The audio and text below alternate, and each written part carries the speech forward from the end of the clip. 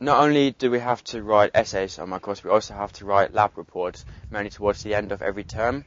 And all I can say is plan in advance and give yourself plenty of time to write these. It's better to write 1 or 2 hours a day rather than doing it on the last night.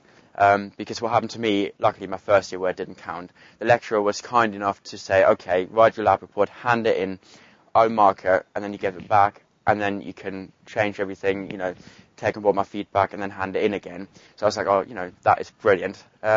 So I got it back, and I was like, okay, I'll do this at some point. And I kept putting it off, and then the last night I was like, okay, I really have to do this now. And I was really tired, and I just crammed it in, did everything, and handed it in. And it turned out I got a worse mark than I did the first time.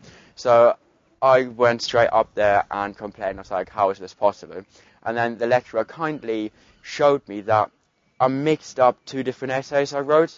So because I was under so much pressure getting all this done in time, I mixed them up, and I must have copied something in the wrong document, and nothing worked. I had different diagrams that were completely unrelated. So it is very, very important to proofread. Ask your friends you live with to proofread. Maybe you're lucky enough to have an English student in your house. I'm lucky to have that. So do get plenty of people to proofread it. You have to proofread it, and that will definitely help you. And please give yourself as much time as possible to get your essays done, because it is quite important to have them well structured.